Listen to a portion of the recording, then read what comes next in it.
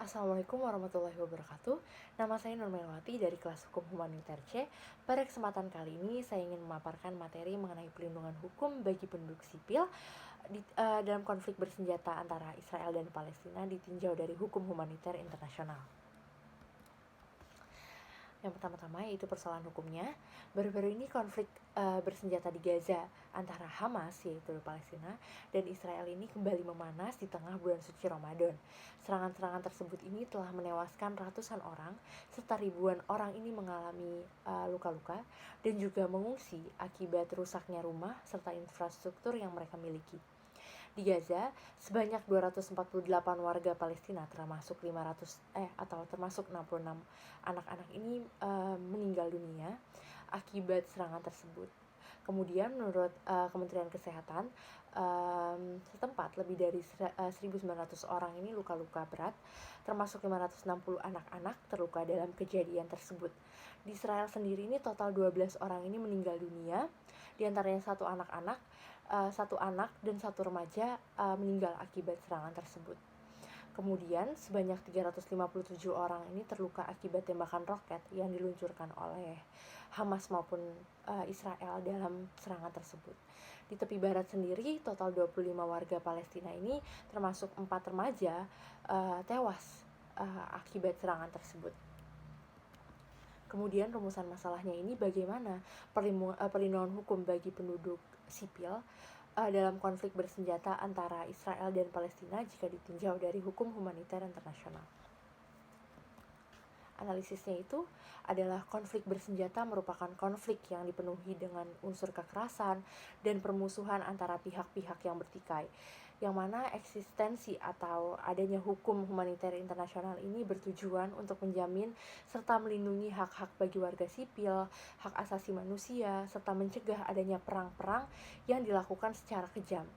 Lalu terbentuknya perjanjian internasional seperti Konvensi Den Haag tahun 1907, Konvensi 1949, dan Protokol Tambahan 1 dan 2 tahun 1977 ini merupakan upaya untuk melakukan penegakan hukum dari sisi hukum internasional itu sendiri. Lalu, perlindungan bagi penduduk sipil atau kombatan ini telah diatur dalam pasal 13 Konvensi Jenewa 1, 2, dan 3 tahun 1949 dan pasal 4 Konvensi Jenewa 3. Dengan demikian, merupakan kewajiban bagi pihak-pihak yang berkait atau pihak-pihak terkait untuk melindungi orang-orang yang tidak terlibat, yaitu rakyat sipil itu sendiri.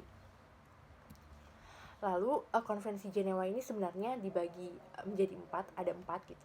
Konvensi Jenewa yang pertama, Konvensi Jenewa untuk perbaikan luka dan sakit dalam angkatan bersenjata di medan pertempuran barat. Lalu yang kedua, Konvensi Jenewa untuk perbaikan keadaan-keadaan anggota angkatan bersenjata di laut yang luka, sakit dan korban karam. Yang ketiga, Konvensi Jenewa mengenai perlakuan tahanan perang, dan yang keempat, Konvensi Jenewa mengenai pelindungan orang sipil waktu perang. Selanjutnya, yaitu jika dilihat dari beberapa konvensi Jenewa tersebut, maka perlindungan bagi penduduk sipil ini telah diatur di dalamnya.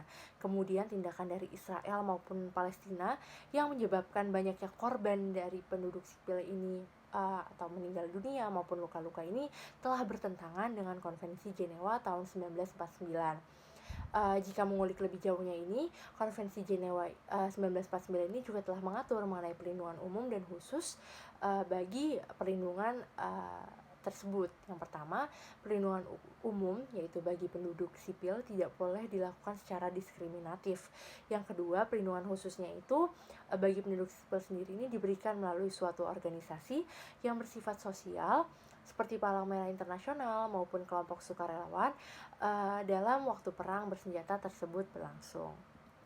Kemudian, berdasarkan pasal 27 Konvensi Jenewa 1949, di mana dalam aturan tersebut melindungi penduduk atau orang-orang yang tidak ikut serta dalam perang atau konflik dalam kaitannya, pihak-pihak yang berkonflik ini tidak boleh melakukan yang pertama, memaksa baik jasmani maupun rohani untuk memperoleh keterangan. Yang kedua, menimbulkan penderitaan jasmani. Yang ketiga, menjatuhkan hukum kolektif. Yang keempat, mengadakan intimidasi, terorisme, dan perampokan. Yang kelima, tindakan pembalasan terhadap penduduk sipil. Dan yang keenam, menangkap orang-orang yang ditahan sebagai sandera. Selanjutnya dalam Protokol 2 1977 telah mengatur mengenai antara pelindungan umum dan khusus terkait korban konflik bersenjata, yang kemudian pada pasal 27-nya ini mengatur terkait anak-anak, di mana anak-anak ini berhak atas perawatan dan bantuan yang dibutuhkan sebagai kebutuhan mereka, serta anak-anak ini tidak boleh didaftarkan menjadi anggota perang sebelum usia anak-anak tersebut berusia 15 tahun. Kemudian kesimpulannya, pada Konvensi Jenewa 1949 ini telah diatur mengenai perlindungan bagi penduduk sipil. Lalu Konvensi Jenewa tersebut merupakan bagian dari hukum humaniter internasional, yang mana Konvensi Jenewa tersebut ini telah mengatur apa-apa saja yang tidak boleh dilakukan selama perang atau konflik bersenjata pada pasal 27 sampai pasal 34 konvensi tersebut.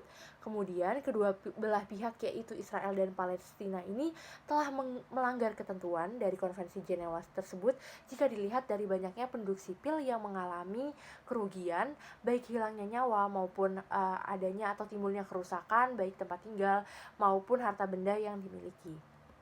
Jadi sarannya itu, walaupun saat ini kedua belah pihak tengah mengalami gencatan atau menjalani gencatan senjata, namun tidak menjamin konflik bersenjata tersebut ini tidak terulang kembali, sehingga diperlukan inisiatif ataupun ketegasan dari pihak berwenang atau pihak terkait untuk menegakkan atau menindaklanjuti sebagai bentuk dari perlindungan hukum itu sendiri, sehingga tidak ada lagi korban jiwa maupun korban dari segi harta ataupun tempat tinggal yang mereka tempati ini bagi penduduk sipil yang nantinya merasa dirugikan atau tersengsarakan akibat konflik bersenjata yang berkepanjangan antara Israel dan Palestina itu sendiri.